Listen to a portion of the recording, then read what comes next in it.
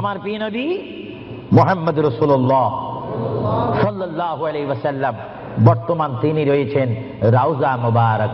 জোরে বলেন রওজায়ে।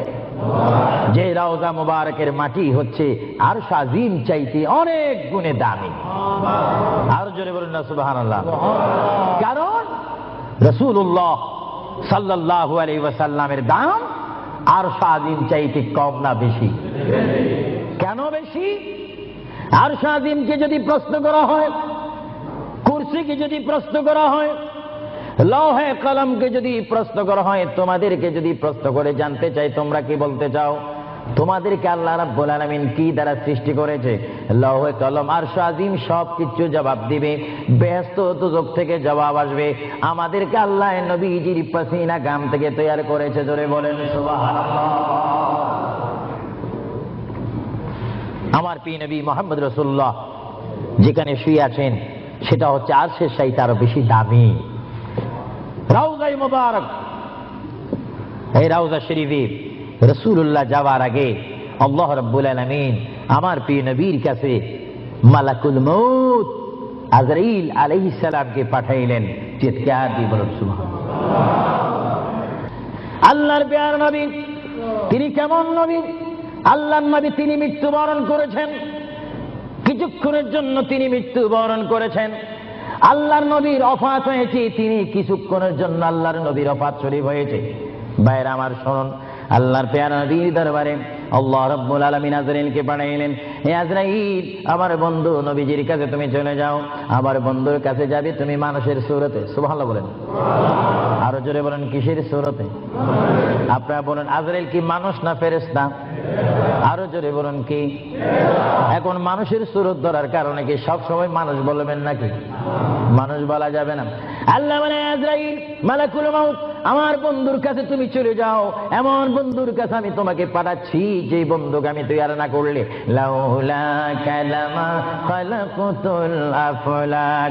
আজরাইল তোমার জানা উচিত যেই বন্ধুকে আমি সৃষ্টি না করলে তুমি আজরাইলকে, জিবরাইলকে, মিকাইলকে, ইসরাফিলকে, আসমানি ফেরেশতা, জমিনি ফেরেশতাদেরকে আটকানা বেহেশত, সাতখানা দোজখ আমি সৃষ্টি করতাম না, সামা তৈরি করতাম না, আসমান তৈরি করতাম না, আরদ জমিন তৈরি করতাম না, ফুলসরাত বানাইতাম না যে নবীকে আমি সৃষ্টি না করলে। এমন একজন নবীর কাছে আমি তোমাকে পাঠাচ্ছি, তুমি সুন্দর করে আদব সহকারে আমার বন্ধুর কাছে চলে যাও এবং যাওয়া মাত্র তুমি তোমার সালাম আমার বন্ধুর কাছে রাখবে এবং আমি আল্লাহর সালাম তো পৌঁছাই দিবে। জোরে বলেন সুবহানাল্লাহ। বলেন আল্লাহু আকবার। নবীকে সালাম দিচ্ছেন কে? আরো জোরে বলুন না কে?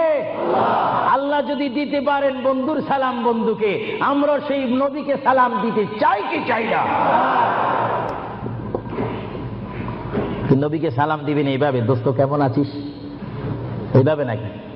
আদব সহকারে, আদব সহকারে সালাম দিতে হবে। পৃথিবীর যে কোনো জায়গায় বেয়াদবি চলে, কিন্তু রাসূলের দরবারে কোনো বেয়াদবি চলে না। রাসূলের দরবারে যদি কেউ বেয়াদবি করে তার ইতিহাস আসমান ও জমিনের বিশ্ব নন্দিত শ্রেষ্ঠতম স্পিকার যিনি হচ্ছেন মুআল্লিমুল মালায়েকা, যিনি বর্তমান স্টেজে রয়েছেন মিস্টার ইবলিস শয়তান 6.5 লক্ষ বছর ইবাদত করেছে। রাসূলুল্লাহর নূর মুবারক অস্বীকার করার কারণে সঙ্গে সঙ্গে আমার আল্লাহ ফতোয়া দিয়েছেন আবা ওয়াস্তাগবারা ওয়া কানা মিনাল কাফিরিন। আল্লাহ রাব্বুল আলামিন বলেন, ইবলিস তুমি তো অনেক ইবাদত করেছো, শুধুমাত্র বন্ধুর শানে বেয়াদবি করার কারণে আমি তোমার 6.5 লক্ষ বছরের ইবাদতকে রুইয়ের মতো তুলার মতো জ্বালিয়ে আমি তোমাদেরকে কাফিরুল কুফার বানিয়ে দিলাম। কারণ আমি আমার নবীর শানে যদি কেউ বেয়াদবি করে সেটা আমি আল্লাহ বরদাস্ত করি না। চিৎকার দিয়ে বলেন সুবহানাল্লাহ। আরো জোরে বলেন না সুবহানাল্লাহ। কি বলতেছিলাম ভাইয়েরা আমার? আল্লাহর প্রিয় নবী দু জাহানের বাদশা নবী মুহাম্মদুর রাসূলুল্লাহর দরবারে আজরাইল আলাইহিস সালাম আসলেন। এবার আজরাইল এসে সালাম দিচ্ছে। আমার ভাইরা বলুন, আসসালাতু ওয়াসসালামু আলাইকা ইয়া রাসূলুল্লাহ। সবাই জোরে বলেন মুহাব্বতে। ফেরেশতারা ক্যাসেট করতেছে, এই সালামের আওয়াজ অবিশ্বয় নিজ কানে হাসরের ময়দানে শুনতে পারবেন। চিৎকার দিয়ে বলেন সুবহানাল্লাহ। আমার বুড়ো বুড়ো বাবারা, আমার যুবক ভাইয়েরা, আমার জ্ঞানী গুণী ভাইয়েরা, শিক্ষিত ভাইয়েরা, মা বোনেরা, সবাই বলুন আসসালাতু ওয়াসসালামু আলাইকা ইয়া রাসূলুল্লাহ, আসসালাতু ওয়াসসালামু আলাইকা ইয়া হাবিবাল্লাহ। আজরাইল আমার নবীর ঘরের দরজার মধ্যে যখন আসলো, আমার নবীর কাছে যখন চলে আসলো, আজরাইল যখন সালাম দিচ্ছে, বিশ্বের শ্রেষ্ঠ মহিলা, জান্নাতের কোটি কোটি কোটি কোটি নারী সমাজের সরদার হযরত ইমাম হুসাইন ও হাসাইনের মা, বিশ্বের শ্রেষ্ঠ নারী মা ফাতেমা ওই মুহূর্তে ঘরের মধ্যে তিনি উপস্থিত ছিলেন। জোরে বলেন সুবহানাল্লাহ। কে দরজার মধ্যে? কে যেন দরজা নাড়ালো, দরজার মধ্যে যেন কে শব্দ করলো। মা ফাতেমা কিছুক্ষণ বলেন, দরজার ভিতর থেকে, ঘর থেকে আল্লাহর নবীর সামনে তিনি বসান। মা ফাতেমা হঠাৎ করে ডাক দিলেন, কে ঘরের দরজার মধ্যে দরজা নাড়াচাড়া করতেছেন? কে আপনি? কে মানান? বাইর থেকে জবাব দিচ্ছি, আনা মালাকুল মউত, আনা আজরাইল। এই কথা বলার পরে মা ফাতেমা চোখের পানি ছেড়ে দিলেন।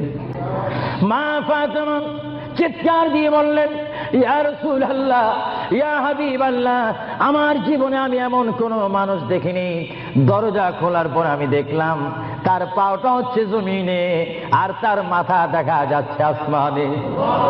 ইয়া রাসূলুল্লাহ, এমন একটি ভয়ঙ্কর মানুষ আমার জীবনে আমি দেখিনি। আল্লাহর নবী চক্ষু মোবারকের পানি মোবারক ছেড়ে বলে, মা, ও মা, তুমি দেরি করো না, দরজা খুলে দাও, আল্লাহর মেহমান আমার দরবারে এসেছে, মেহমানকে বসতে জায়গা দাও। ইনি হচ্ছে মালাকুল মউত, যে বাবার থেকে সন্তানকে নিয়ে যায়, সন্তান থেকে বাবাকে নিয়ে যায়, মা থেকে ছেলে নিয়ে যায়, ছেলের থেকে মা নিয়ে যায়, এর নাম হচ্ছে মালাকুল মউত আজরাইল। হে আমার মা ফাতেমা, তোমার কোনো কথা বললে আমাকে বলে দাও, কিছুক্ষণ পরে আমি দুনিয়া ছেড়ে আমার আল্লাহর মহান দিদারে চলে যাব। জোরে বলেন সুবহানাল্লাহ। বলেন আল্লাহু আকবার। আরো জোরে বলেন আল্লাহু আকবার। আমরা মহান আল্লাহ চাই কি চাই না? আরো জোরে বলেন চাই কি চাই না? যদি মহান আল্লাহ চেতে হয়, পেতে হয়, মানতে হয়, একটি মাত্র আদর্শ আমাদেরকে জমিনে মানতে হবে, রাখতে হবে, যে আদর্শের প্রতীক ওয়ালার নাম সবাই বলেন মুহাম্মাদুর। আরো জোরে বলেন না মুহাম্মাদুর। মা ফাতেমা কাঁদতে শুরু করলেন, আমার নবীও কাঁদতে শুরু করলেন। মা ফাতেমা বলে, ইয়া রাসূলুল্লাহ, ইয়া হাবিবাল্লাহ, বুঝিছি মনে হয় আপনি চলে যাবেন, না হয় আমি চলে যাব। আল্লাহর প্যারা নবী কেন্দে কেন্দে বলে, ফাতেমা আমি চলে যাব, আমার নবুয়তের দায়িত্ব, আমার উপরে যা দায়িত্ব ছিল আমি সব দায়িত্ব কমপ্লিট করেছি। হ্যাঁ ফাতেমা, শুধু আমি বিশ্ববাসীর জন্য নবী নয়, বিশ্ববাসীর জন্য আমি শুধু রহমত নয়, কবরের মধ্যে যারা অবস্থান করেছে তাদের জন্য আমি পয়গাম্বার। আমার দায়িত্ব যেমন দুনিয়াওয়ালাদের জন্য রয়েছে, তেমন কবরের মধ্যে যারা গিয়েছে তাদের জন্য রয়েছে। আজকে আমি যদিও দুনিয়ার থেকে চলে যাই, কবরের মধ্যে কোটি কোটি উম্মত রয়েছে, তাদের জন্য আজকে আনন্দের দিন। জোরে বলেন সুবহানাল্লাহ। আরো জোরে বলেন সুবহানাল্লাহ। আমার নবী যেমন দুনিয়ার নবী, তিনি তেমন আখিরাতেরও নবী। তিনি যেমন বিশ্ববাসীর জিন্দা যারা রয়েছেন, নারী সমাজ, মহিলা সমাজ, পুরুষ সমাজ, আমাদের জন্য নবী যেমন রহমত, যারা কবরের মধ্যে নারী পুরুষ অবস্থান করেছে তাদের জন্য আমার নবী রহমত। চিৎকার দিয়ে বলেন সুবহানাল্লাহ। এই জন্য আমার আল্লাহ রাব্বুল আলামিন বলেন, 3,24,000 পয়গম্বর আদম থেকে শুরু করে ঈসা নবী পর্যন্ত কোন নবীর শানে আমি যে আয়াত ফিট করিনি, আমার আল্লাহ বলেন এই ধরনের আয়াত শুধু আমার নবীকে আমি দান করেছি। এই জন্য আমার আল্লাহ বলেন, আমার ভাইয়েরা বলুন, মা বোনেরা বলুন, বিসমিল্লাহির রহমানির রহিম, وما أرسلناك إلا رحمة للعالمين আলামিন।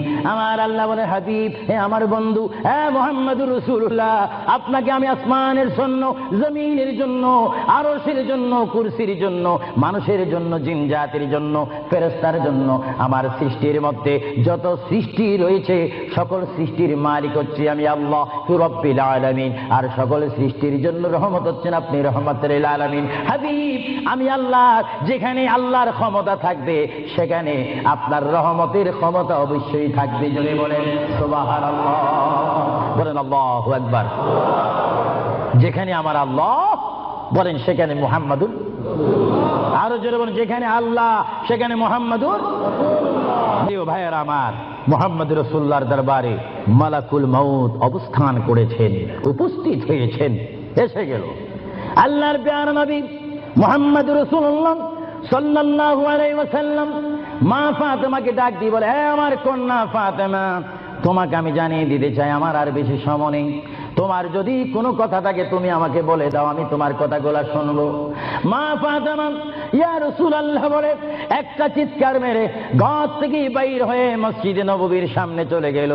মা ফাতেমা সেখানে গিয়ে দেখে ইমাম হাসান হুসাইন খেলাধুলা করতেছে। মা তার সন্তানকে ডাক দিচ্ছে, হাসাইন আর হুসাইন, তোমরা বুঝি এখানে তোমরা খেলাধুলা করতেছো? আমার বাবা বিশ্বনবী মুহাম্মদুর রাসূলুল্লাহ সাল্লাল্লাহু আলাইহি ওয়াসাল্লাম দুনিয়া থেকে চলে যাচ্ছে। তোমাদের যদি কিছু চাওয়ার থাকে, পাওয়ার থাকে, তোমরা আমার বাবার কাছে চলে যাও। আল্লাহ হাবিবের নাতি ইমাম হাসান হুসাইন ইয়া নবী বলে বলে, ইয়া রাসূল বলে বলে চিৎকার দিয়ে দিয়ে তারা আমার নবীর কাছে চলে আসলো। কিতাবের মধ্যে আসে দুনো ভাই আল্লাহর নবীকে জড়ায় ধরে বলে, নানা গো, ও নানা, আমাদের বাবা আলীর মতো গরিব সাহাবী দুনিয়ার মধ্যে নাই। নানা, আমাদের মা ফাতেমা জান্নাতের মহিলাদের সরদার বলে আপনি ঘোষণা দিয়েছেন, আমাকে জান্নাতের নওজওয়ানদের সরদার বলে ঘোষণা দিয়েছেন। নানা গো, পৃথিবীর বুকে থাকতে হলে তো পেটের প্রয়োজন আছে, খিদার প্রয়োজন আছে। ও নানা, যখন দুনিয়ার মধ্যে খিদা পাইতো 3 দিন 4 দিন পর্যন্ত আমার মা গুনে চুলাতে আগুন দিতে পারতেন না। টাকা নাই, পয়সা নাই, চুলাতে পর্যন্ত আগুন জ্বলে না, পাথর বেঁধে বেঁধে আমরা রাত্রে ঘুমাইতাম। ইয়া রাসূলুল্লাহ, ইয়া হাবিবাল্লাহ, আপনার রহমতের চেহারার দিকে যখন নজর করতাম আমাদের পেটটা ভরে যাইত, খিদার কথা আমরা ভুলিয়ে যাইতাম। ইয়া রাসূলুল্লাহ, আপনি যদি দুনিয়া থেকে চলে যান আমরা কার চেহারার দিকে নজর করে আমাদের পেটের খিদা দূর করব? আল্লাহর নবী চক্ষু মুবারকের পানি ছেড়ে বলে, হাসাইন আর হুসাইন, তোমরা কেঁদো না। যতবার তোমরা নামাজ পড়বে আর নামাজের মধ্যে তোমরা বলবে আসসালামু আলাইকা আইয়ুহান নবিয়্যু ওয়া রাহমাতুল্লাহি ওয়া বারাকাতুহু, যতবার তোমরা আমাকে সালাম দিবে ততবার আমি তোমাদের সামনে উপস্থিত থাকবো। জোরে বলেন সুবহানাল্লাহ, বলেন আল্লাহু আকবার। মুহাম্মদ রাসূলুল্লাহ সাল্লাল্লাহু আলাইহি ওয়াসাল্লাম তিনি নিজে কাঁদেন, হাসাইন কাঁদেন, হুসাইন কাঁদেন, আলীও কাঁদেন, ফাতেমাও কাঁদেন। আজরাইল বলেন তিনি আজরাইলও কান্দা শুরু করেছেন। আমি পৃথিবীতে বহু মানুষের রূহ নিয়েছি, প্রাণ নিয়েছি, কিন্তু আমি মালাকুল মউত কোনোদিন কাঁদিনি। এখন আওলাদ রাসূলের অবস্থা দেখে যখন আজরাইলও কাঁদতেছেন, আল্লাহর প্রিয় নবী সাল্লাল্লাহু আলাইহি ওয়াসাল্লাম মা ফাতেমাকে ডাক দিলেন, হে আমার মেয়ে, তোমাকে আমি কত আদর করেছি, তোমার কোনো কথা আছে কিনা? মা ফাতেমা প্রশ্ন করলেন, ইয়া রাসূলুল্লাহ, আপনি তো দুনিয়া থেকে চলে যাবেন, দুনিয়া থেকে চলে যাওয়ার পরে এই জায়গাটার নাম হচ্ছে কবর, কবরের পরে একটা জায়গা হবে হাসর। এই হাসরের ময়দানে কোটি কোটি উম্মত, মা ব্যতীত, বাবা ব্যতীত, আত্মীয় স্বজন ব্যতীত অসহায় হয়ে মানুষ নফসি নফসি করবে, মানুষ নিজের ঘামে নিজেরা সাঁতার কাটবে। ইয়া রাসূলুল্লাহ, ওই বিশাল 12 সূর্যের তাপ মাথার উপরে থাকবে, ওই কঠিন মুসিবতের সময় আমরা আপনাকে কোথায় পাবো? আল্লাহর নবী কেঁদে কেঁদে বলেন, এ ফাতেমা, আমি তোমাকে জানিয়ে দিলাম হাসরের ময়দানে তোমরা আমাকে একটি জায়গায় পাবে, যে জায়গার নাম হচ্ছে মিজান, যেখানে আমার উম্মতের নেক এবং বদি ওজন হবে। ওইখানে আমি নবী দাঁড়িয়ে থাকবো, আমার উম্মতকে যেন ফেরেশতারা জাহান্নামে নিতে না পারে। জোরে বলেন সুবহানাল্লাহ। আল্লাহর প্যারা নবী কেঁদে কেঁদে বলেন, ফাতেমা, আমাকে তুমি মিজান পাল্লা কাছে পাবে। আর ফাতেমা প্রশ্ন করলেন, ইয়া রাসূলুল্লাহ, যদি মিজানে যদি আপনাকে না পাই? আল্লাহর নবী কেঁদে কেঁদে বলেন, আমাকে তোমরা জাহান্নামের দরজার মধ্যে পাবে। ইয়া রাসূলুল্লাহ সেখানে যদি না পাই ফুলসিরাতের গোড়ার মধ্যে পাবে। ইয়া রাসূলুল্লাহ সেইখানে যদি না পাই হাউজে কাউসারের কিনারায় পাবে। মা ফাতেমা কেঁদে কেঁদে বলেন, বাবা গো ইয়া রাসূলুল্লাহ, এতে টাইমে যদি চারটি জায়গার মধ্যে যদি আপনার উম্মত মুসিবতের মধ্যে পড়ে যায়, আপনার একা পক্ষে কিভাবে সম্ভব হবে তাদেরকে রক্ষা করার জন্য? আল্লাহ নবী চোখের পানি ছেড়ে বলে, ফাতেমা তুমি আমাকে এতক্ষণ চিনতে পারো না গো ফাতেমা, তুমি জগতের বাবার মতো আমাকে বাবা মনে করো না। ফাতেমা, আকাশে যখন বৃষ্টি হয় ওই বৃষ্টি পড়ার আগে আকাশে বিজলি মারে ঝিলিক মিলিক করে। ফাতেমা, আমার উম্মত গুনাহগারকে আমি রক্ষা করার জন্য বৃষ্টির মতো হাসরের ময়দানে দৌড়াদৌড়ি করব, একটা উম্মত তো আমি জাহান্নামে যাইতে দেব না। করে বলেন সুবহানাল্লাহ। আল্লাহর প্রিয় নবী, দু জাহানের বাদশা নবী মুহাম্মদুর রাসূলুল্লাহ সাল্লাল্লাহু আলাইহি ওয়াসাল্লাম, তিনি কেমন নবী? আল্লাহর প্রিয় নবী, দু জাহানের বাদশা নবীকে তিনি ফাতেমার সাথে এই কথাগুলা বললেন। এই জন্য আমার ভাইয়েরা, যারা জ্ঞানী গুণী ভাইয়েরা রয়েছেন, জীবন পেয়েছি, জীবনটা পাওয়ার আগে মায়ের পেটের মধ্যে ছিলাম, মায়ের পেটে আসার আগে আমরা রুহ জগতের মধ্যে ছিলাম, রুহ জগতে আসার আগে আমরা কুদরতের মধ্যে ছিলাম। ভাইয়েরা আমার, প্রথম ছিলাম কুদরতের মধ্যে, তারপর আমি আপনি এসেছি আলমে আরো রুহ জগতের মধ্যে, তারপরে বাবা এবং মায়ের মাধ্যমে আমরা এসেছি মায়ের পেটের মধ্যে।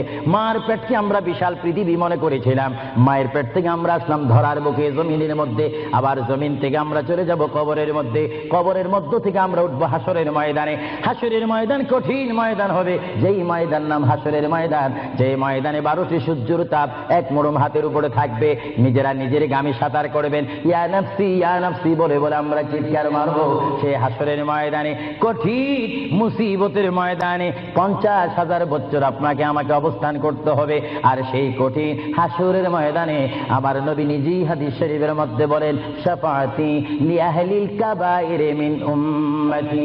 আল্লাহর প্যারা নবী হাদিস শরীফের মধ্যে বলেন, ওই ধরনের ওই শ্রেণীর উম্মতের জন্য আমার সুপারিশের দরজা খোলা থাকবে, যেই সমস্ত উম্মত আল্লাহর জমিনে গুনাহ করেছে, গুনাহ করার পরে আমার আল্লাহ ক্ষমা করেনি, বান্দা কাঁদার মতো কেঁদেছে, তারপর আল্লাহর দয়া হয়নি।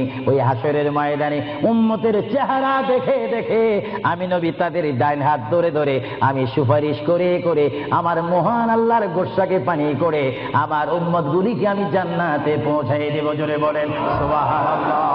বলেন ইয়া রাসূলুল্লাহ। আরো জোরে বলেন না ইয়া রাসূলুল্লাহ।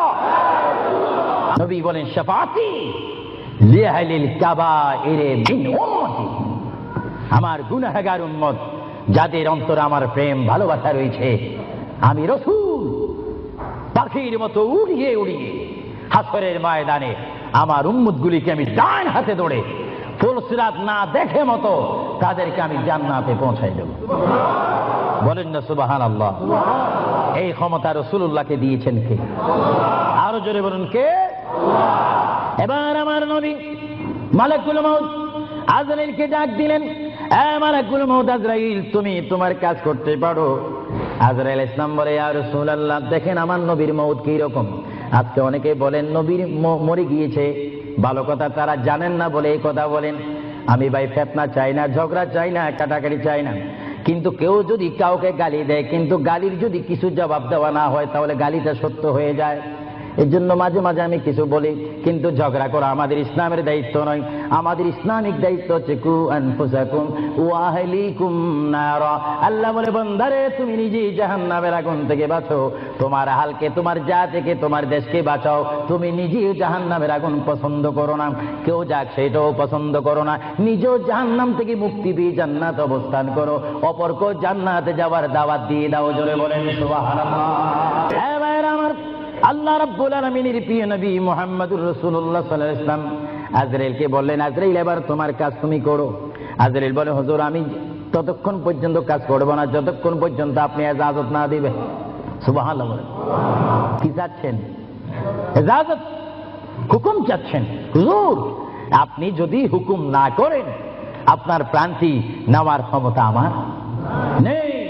মহান আল্লাহ রাব্বুল আলামিন আমাকে আপনার দরবারের আদব শিক্ষা দিয়েছে, আপনাকে যদি কবরে যেতে হয় আর সেখান থেকে যদি হাসর উঠতে হয়, অবশ্যই আমি যেন আপনার থেকে হুকুম নিই, এজাজত নিই। যদি হুকুম এজাজত না নিয়ে যদি প্রাণটা নিয়ে যাই তাহলে আমার ক্ষমতা আল্লাহ চিনিয়ে নেবেন। চিৎকার দিয়ে বলেন সুবহানাল্লাহ।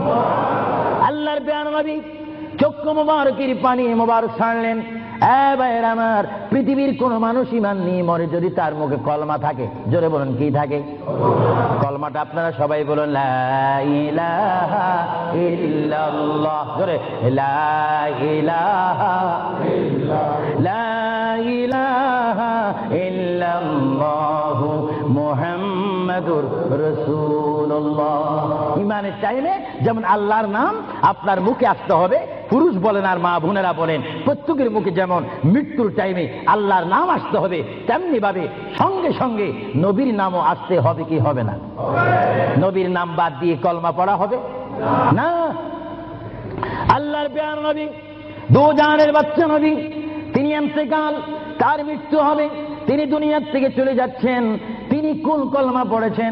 আল্লাহর প্যারা নবী দুনিয়ার থেকে চলে যাওয়ার টাইমে তিনি এই কলমা পড়েছেন, এই কথা বলেছেন। আমার ভাইয়েরা বলুন, রাব্বি হাবিলি উম্মতি, রাব্বি হাবিলি উম্মতি। আল্লাহ, আমি এখন পৃথিবীর থেকে চলে যাব, যাওয়ার টাইমও তোমাকে ডাক দিচ্ছি, রব্বি, হে আমার রব, রব্বি, হে আমার আল্লাহ, হাবিলি উম্মতি, তোমার কাছে আর কিচ্ছু চাই না, আমার উম্মত গুলাকে মাফ করে আমাকে দিয়ে দাও। জোরে বলেন সুবহানাল্লাহ, বলেন আল্লাহু আকবার। কিন্তু মানুষ যখন কবরে যায় কলমা পড়তে হয় কি হয় না? ঈমান। কিন্তু আমার নবী যদি আমাদের মতো মানুষ হয়ে থাকেন, তিনি কাল কলমা পড়ে কবরে গিয়েছেন। প্রশ্ন বুঝতে কোনো কষ্ট হয়? আমরা তো কলমা পড়ি কোথায় যেতে চাই? কবর। জোরে বলুন, আমরা কি পড়তে হবে? কলমা শরীফ পড়ে অবশ্যই আমাদেরকে যেতে হবে কোথায়? কবরে। কিন্তু আমার নবী যদি আমাদের মতো মানুষ হয়ে থাকেন, তাহলে মুহাম্মদুর রাসূলুল্লাহ কি কার কলমা পড়ে তিনি কবরে গিয়েছেন? আল্লাহর নবীর কলমা ছিল লা ইলাহা ইল্লাল্লাহু ইন্নী রাসূলুল্লাহ। চিৎকার দিয়ে বলেন সুবহানাল্লাহ। আল্লাহর নবী বলেছেন লা ইলাহা ইল্লাল্লাহ, আল্লাহ ছাড়া কোনো মাবুদ নাই, ইন্নী রাসূলুল্লাহ, নিশ্চয় নিশ্চয় আমি আল্লাহর রাসূল। জোরে বলেন সুবহানাল্লাহ।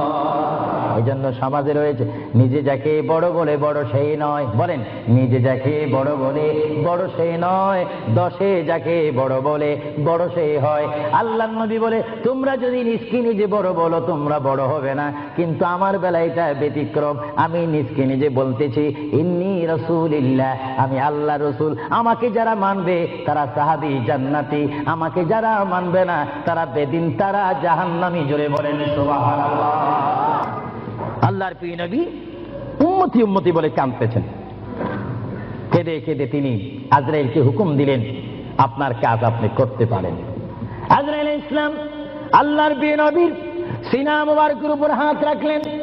হাত মুবারক রাখার পরে এই মুহূর্তের মধ্যে আল্লাহর নবী, দু জাহানের বাদশা নবী, তিনি একটা চিৎকার মারলেন, ও ভাই আজরাইল তুমি কি করতেছো? ইয়া রাসূলুল্লাহ, আপনার রূহ মুবারক আমি বাহির করতেছি। আজরাইল তুমি কি করতেছো? ইয়া রাসূলুল্লাহ, আপনার রূহ মুবারক আমি নিয়ে যাচ্ছি। আমার নবী চিৎকার দিয়ে বলে, ভাই আজরাইল, তোমাকে একটু আমি অনুরোধ করে তুমি একটু দেরি করো, তুমি আমার বুকের উপরে কি রেখেছো? ইয়া রাসূলুল্লাহ, আপনার বুক মুবারকের উপর আমি শুধু হাতটা রাখলাম। আজরাইল তুমি বুঝি হাত রেখেছো? আমার অনুভব হয় যেন 7টা আসমান আর 7টা জমিন আমার বুকের মধ্যে দিয়েছো। আজরাইল, 7টা আসমান আর 7টা জমিন যেন তুমি আমার বুকের উপরে দিয়েছো। এই মৃত্যুর যন্ত্রণা আমি সহ্য করতে পারি না। তবে তোমাকে আমি অনুরোধ করি, আমার উম্মত গুনাহগার হবে, আমার উম্মত বদকার হবে, আমার উম্মত আমাকে না দেখে দেখে ইয়া নবী ইয়া রাসূল বলবে, আমার উম্মতরা তোমার এই কষ্ট সহ্য করতে পারবে না। আজরাইল, তোমাকে আমি অনুরোধ করে গেলাম, কিয়ামত পর্যন্ত যত কোটি কোটি উম্মত পৃথিবীর বুকে মৃত্যুবরণ করবে, সকলের কষ্টটুকু তুমি আমাকে দিয়ে দাও। আমি নবী সহ্য করব, তবু আমার উম্মত সহ্য করতে পারবে না। জোরে বলেন সুবহানাল্লাহ। আল্লাহ নবী কেঁদে কেঁদে যখন বলেন, এই মুহূর্তে আজরাইল বলে, ইয়া রাসূলুল্লাহ, ইয়া হাবিবাল্লাহ, আপনাকে আমি একটা কথা জানাই দিতে চাই, যারা আপনার আশিক, যারা আপনার গোলাম, যারা আপনার প্রেমিক, যারা কোরআন শরীফ পড়ে, যারা দুরূদ শরীফ পড়ে, যারা নামাজ পড়ে, আল্লাহর সাথে কাউকে শরীক করে না, নবীর সাথে বেয়াদবি করবে না, আউলিয়া কেরামের সাথে বেয়াদবি করবে না, ইয়া রাসূলুল্লাহ, তাদের মধ্যে আল্লাহ এমন একটা ঈমানের স্পিরিট দিবে, তাদের সামনে যখন আমি চলে যাব, চুম্বক চুম্বককে দেখলে যেমনি ভাবে একে অপরকে আকর্ষণ করে, ইয়া রাসূলুল্লাহ এমনি ভাবে আপনারা আশিকদের রূহ আমি নেব, তারা নিজেও বলতে পারবে না। ময়দার বিদ্যুৎ থেকে একটা চুল বাহির করতে যেমনি ভাবে ময়দা ডিস্টার্ব হয় না, ইয়া রাসূলুল্লাহ আপনার চেহারা মোবারক তাদের সামনে আমি তুলে ধরবো। আপনার চেহারা দেখে দেখে আপনার উম্মতরা কলমা পড়তে পড়তে কবরের মধ্যে চলে আসবে। জোরে বলেন সুবহানাল্লাহ, বলেন আল্লাহু আকবার। আল্লাহর প্যারা নবী মুহাম্মদ রাসূলুল্লাহ রূহ মুবারক নেওয়া হলো। বুঝেন, যদি নবীও চলে যেতে হয় সেখানে তো আপনার থাকার কোনো ব্যবস্থা নেই। চিন্তা করেন আপনার ঘরটা কত লক্ষ টাকার, আপনার অবস্থান কত কোটিপতি শিল্পপতি, সব মিথ্যা, সব বানোয়াট, আমার আপনার পর হবে, কিচ্ছু সঙ্গে যাবে না। একমাত্র রাসূলুল্লাহর সুন্নাত, আল্লাহর হুকুম, রাসূলুল্লাহর আদর্শ আমার আপনার কবর ও হাসরের নাজাতের ফয়সালা হবে। চিৎকার দিয়ে বলেন সুবহানাল্লাহ। মুহাম্মদ রাসূলুল্লাহর রূহ মুবারক নেওয়া হলো, নিয়ে গেলেন। সাহাবায়ে কেরামের মধ্যে চিৎকার শুরু হলো, প্রিয় নবী চলে গেলেন। আল্লামা শেখ আব্দুল হক মুহাদ্দিস দেনবী মাদারিসুন নবুতের মধ্যে তিনি বলেন বিশ্বের শ্রেষ্ঠতম ক্লাস নম্বর 1 মুহাদ্দিস, যার সিনার মধ্যে লক্ষ লক্ষ হাদিস মুখস্থ ছিল। তিনি মাদারিসুন নবুত ফারসি কিতাবের মধ্যে তিনি লেখেন, মুহাম্মদ রাসূলুল্লাহর রূহ মুবারক যখন নেওয়া হলো, আল্লাহর পেয়ারা হাবিবের রূহ মুবারক নিয়ে আসমানে আজরাইল প্রথম আসমানে চলে গেলেন। জোরে বলেন কোথায়? প্রথম আসমানে গেল, দ্বিতীয়, তৃতীয়, চতুর্থ, পঞ্চম, ষষ্ঠ, সপ্তম আসমানে যখন চলে গেল, ওই সপ্তম আসমানে যাওয়ার পরে আল্লাহ রাব্বুল আলামিন হাকামুল হাকিমিনের ওই পাঠানো আজরাইল তিনি চিৎকার দিলেন ফেরেশতাদের মহলের মধ্যে গিয়ে, ফেরেশতাদের কাছে গিয়ে তিনি একটা চিৎকার দিলেন, এই ফেরেশতারা তোমরা একটু আমাকে বিপদ থেকে রক্ষা করো। আমি জীবনে অনেক রূহ নিয়েছি, কিন্তু এমন একটা চিন্তা অনুভব করিনি মুহাম্মদ রাসূলুল্লাহর রূহ মুবারক আমার হাতের মধ্যে, এই রূহুর নূরের তাজাল্লি আমি সহ্য করতে পারছি না, তোমরা এই নূরটা একটু গ্রহণ করো। ফেরেশতারা জবাব দিচ্ছে, এ আজরাইল মুহাম্মদ রাসূলুল্লাহর রূহ মুবারক জায়গার মধ্যে এখানে কোনো জায়গা নাই। এইভাবে আজরাইল আরশ, কুরসি, লৌহ কলম সব জায়গার মধ্যে গেলেন, লাহুতে গেলেন, মালাকুতে গেলেন, রূহ মুবারক কোথাও রাখার জায়গা নাই। কিছুক্ষণ পরে আমার আল্লাহ ডাক দিয়ে বলে, আজরাইল আমার বন্ধুর রূহ মুবারক তোমাকে আনার জন্য বললাম, শুধু একটু পরীক্ষা করলাম, বিশ্ববাসীকে শিক্ষা দিয়ে দিলাম। হে আজরাইল আমার বন্ধুর রূহ মুবারক, বন্ধুর বড়ি ছাড়া দ্বিতীয় কোনো জায়গা রাখিনি এই বন্ধুর রূহ মুবারক রাখার জন্য। হে আজরাইল তুমি দেরি করো না, যে মদিনার থেকে সাহাবায়ে কেরামের সামনে বন্ধুর রূহ মুবারকটা নিয়ে এসেছো, আবার ওই জায়গায় গিয়ে রূহ মুবারকটা দিয়ে আসো। চলে বলেন সুবহানাল্লাহ, বলেন আল্লাহু আকবার, বলেন ইয়া রাসূলুল্লাহ। এটা হুকুম কার? রূহ মুবারকটা আবার নিয়ে আসলো। রূহ মুবারক নিয়ে আসার পরে হযরত আব্বাস বলেন, হযরত আলী বলেন, হযরত ওমর বলেন, সাইয়্যিদনা আবু বকর সিদ্দিক বলেন, বিশেষ করে হযরত আব্বাস রাদিয়াল্লাহু তাআলা আনহু বলেন, আমি দেখতে পেলাম আল্লাহর নবী চেহারা মোবারক উপর কাপড় ছিল। কাপড়টা যখন ছিল, হঠাৎ করে আমি দেখি আল্লাহর নবীর জবান মোবারক যেন নড়াচড়া করতেছে। সুবহানাল্লাহ। হযরতে আব্বাস বলেন, আমি ওমরকে ডাক দিলাম, সাইয়্যিদনা আবু বকরকে ডাক দিলাম, হে সাহাবীরা তোমরা কেঁদো না, আল্লাহর নবী মরে নেই, আল্লাহর নবী মৃত্যুবরণ করতে পারে না, আল্লাহর নবী যদি মরে যায় আল্লাহর রহমত শেষ হয়ে যাবে। তোমরা দেখো রে আল্লাহর নবী যেন জবান মোবারকে কি জানি বলতেছে। হযরতে সাইয়্যিদনা আবু বকর বলেন, আমার কানটি, আমার ডান কান আল্লাহর নবীর জবান মোবারক উপরে যখন দিলাম, আমি দেখতেছি আল্লাহর হাবিব জবান মোবারক দিয়ে বলতেছে, রব্বি হাবিলি উম্মতি, রব্বি হাবিলি উম্মতি। আল্লাহর হাবিবের সাহাবায়ে কেরাম চিৎকার মারি বলে, আল্লাহর নবী মরতে পারে না।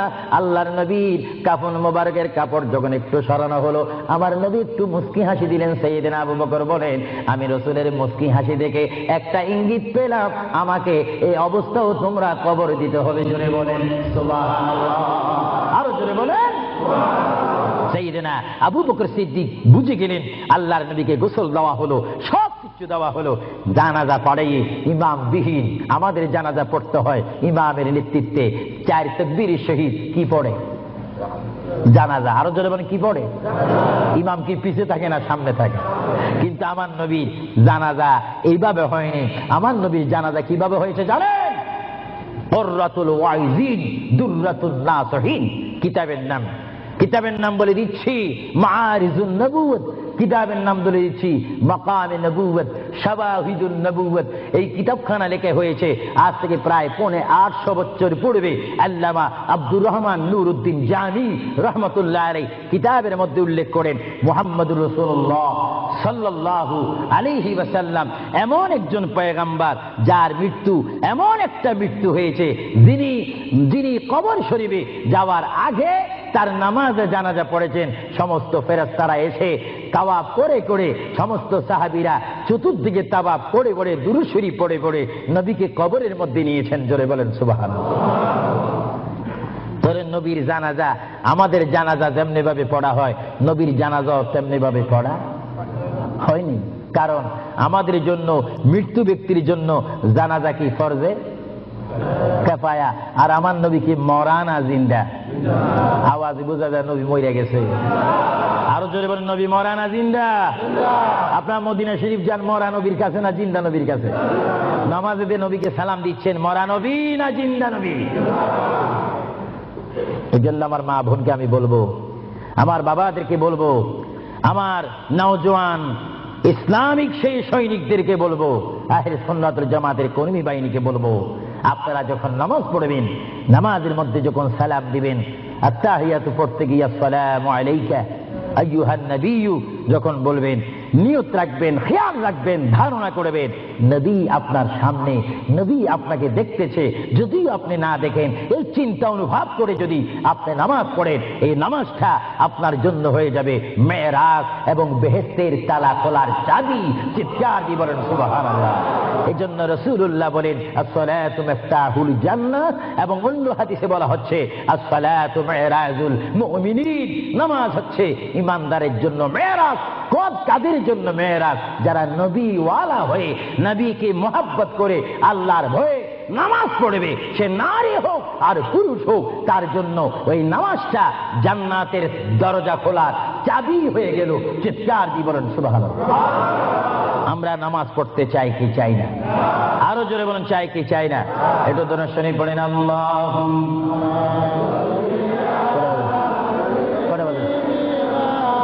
মাওলানা মুহাম্মদ ওয়া আলা আলি সাইয়্যিদিনা। একটু জোরে জোরে মুহাব্বতে বলুন আল্লাহ।